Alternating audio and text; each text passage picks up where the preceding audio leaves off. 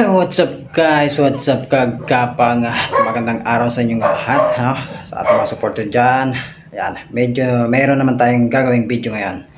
Bago yan, intro muna tayo.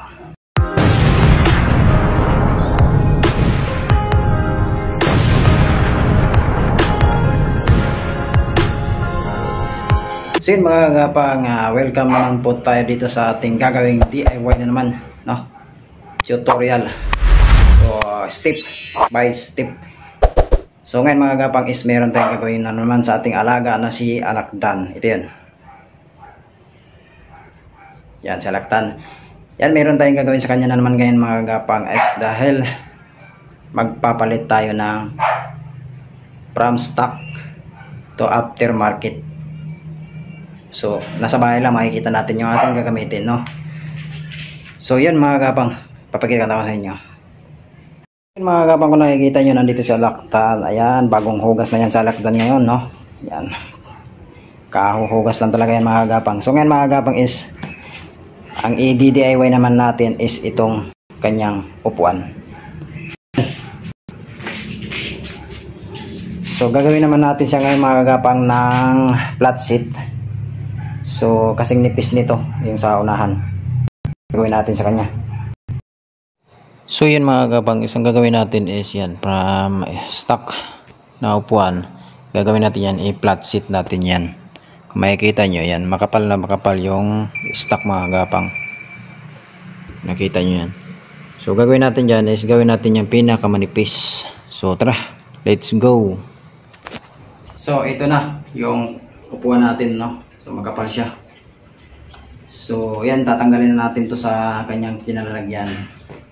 So, may mga ano, bilis lang tatanggalin mga kapang. Pagtatanggalin na natin itong, sisikwatin nyo lang itong mga naka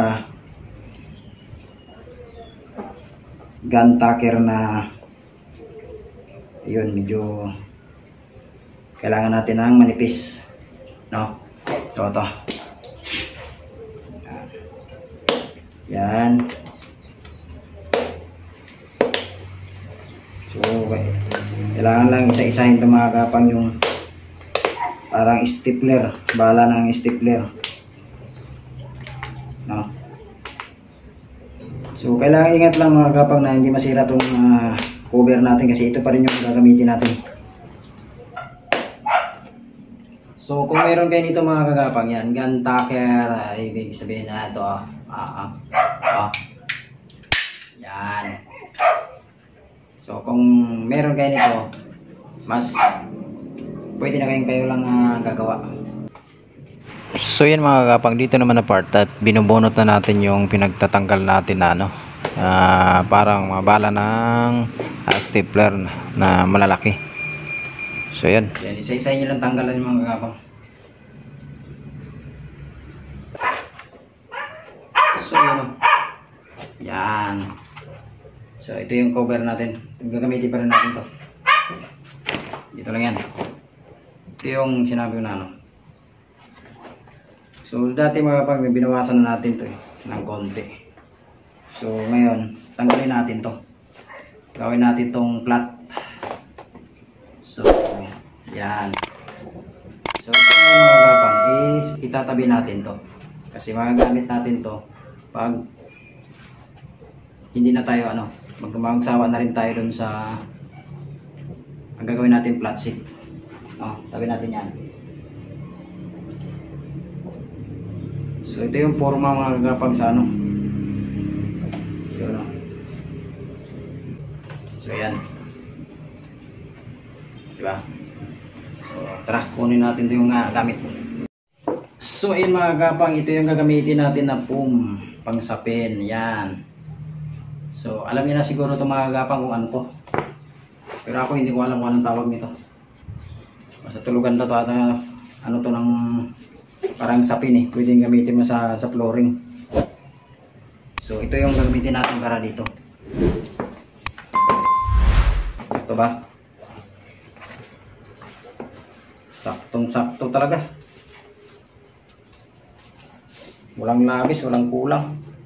So, ganito ang posisyon para kasya siya. So, yan. Isang piraso talaga kasya. Ayan o. So tara, bugitan natin para ikating na natin to.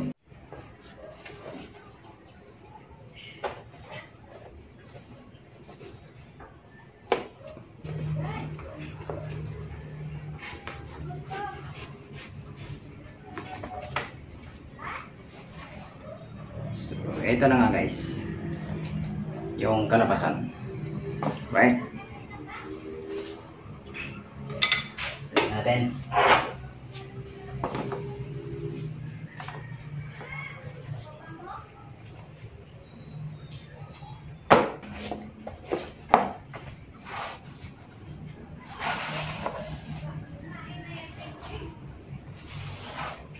So yun,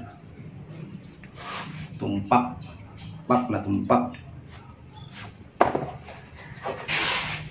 So yan guys, ito na yung ating flat set. Diba? Yan. So yan, pipiksan natin ito. Kukuhanin natin yung mga yan. So yun, tumpak. So yan, bibirahin na natin to gamit ito guys. So yan mga kapang, lalagyan na natin to. So ngayon, ididikit natin to para hindi siya gagalaw-galaw gamit tong stick glue at lighter. So tingnan nyo guys kung paano natin ididikit.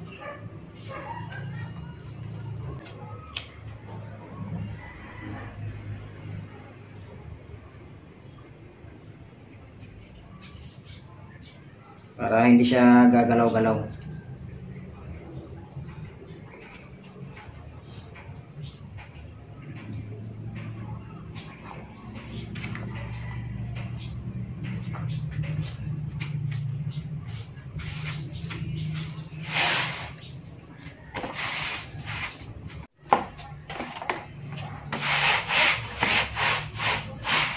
So yun guys, nadikit na natin.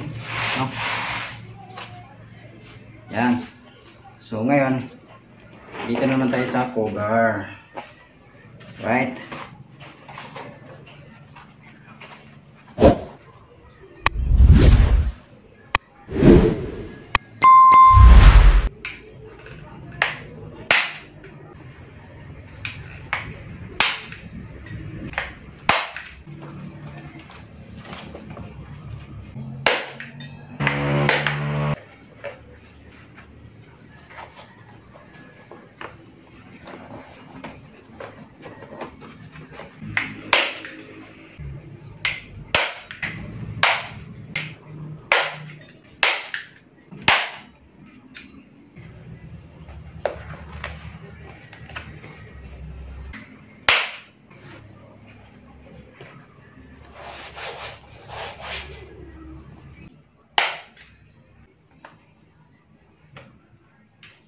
Lapit na.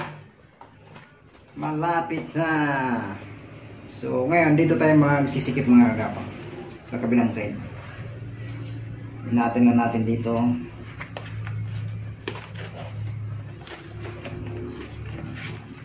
Para hindi siya kukulubot. Dito naman tayo bibira.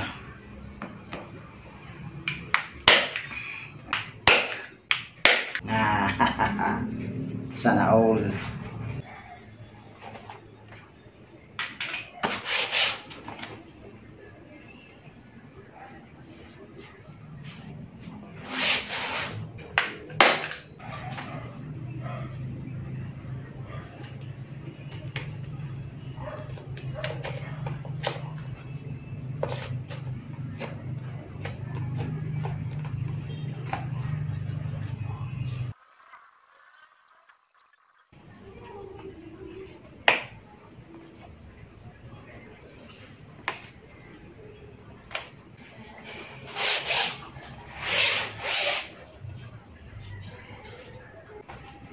So yun na nga guys, tapos na yung ating ginawang flat set. Alright, makikita nyo flat na mga kagapang. Halope, diba? Yan. Mas tatagos siya eh. Pag resto, napakaganda. Flat. Alright, meron na tayong flat set ng ating rider. FI 150 guys na si Alakdan. Makikita nyo. Yan. Yan. Para sa kanya ito guys. Yan. Diba? So kung magtaka kayo guys, ito yung stock natin na flat set. Diba? Ito yun. Yan.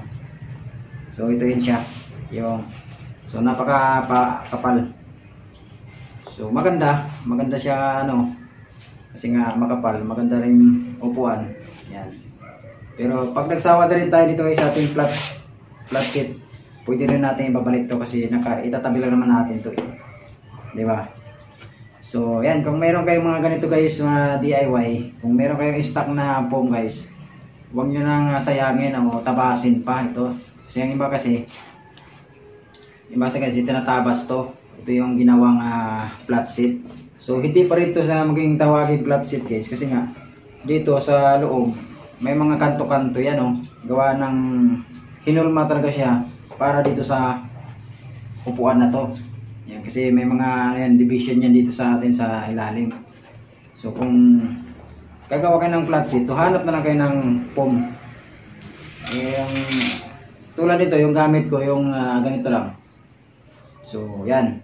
Kung meron kayong mga ganito guys sa bahay, magagawa nyo na yung flat seat na tatawagin at gagawin nyo na tulad nito. Yan. So yan. Gamit na natin kay Alakdan.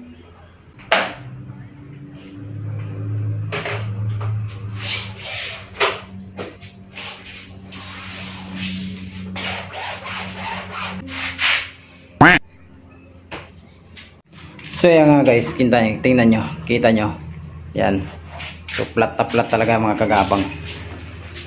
So yun oh. Oy. So ang iba kasi mga gapang is itong side na to, kinakatingan to. So sa akin mga gapang, hindi ko na to tinatabasan itong part na to kasi nga pag nagwashing kayo o naglinis kayo, tendency na papasok yung tubig doon kung nagagamit kayo ng mga pressure water o pressure hose. So yan, ito na, hindi ko na lang siya kinatingan kasi yung iba tinatabasan to eh. Yan, hanggang dito. Diyan. Para dito kikita siya yun. Hindi ko natin ginawa yung mga kapang para ano, para hindi maano ng tubig pagka naglinis tayo. So yun, flat na flat talaga yung pagka dali. So yun.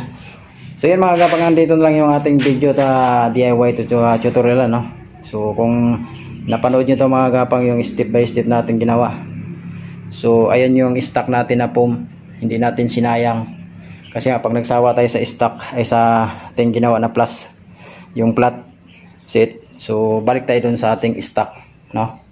So yun, napaka-angas na. Handa na siyang tingnan. Yun.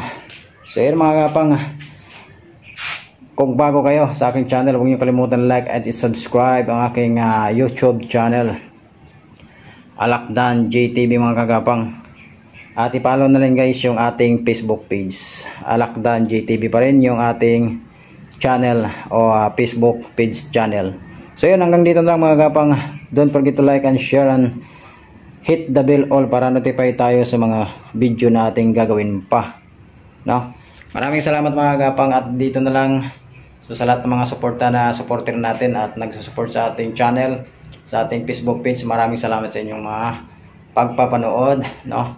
So huwag nyo sanang kalimutan na i-bill all. At nanood man tayo, maalam kong meron na tayong mga ads o mga ano sa ating YouTube channel. Sana hindi nyo i-skip yung guys yung ating mga propaganda doon na nilalagay ni YouTube. So salamat, maraming salamat at God bless all.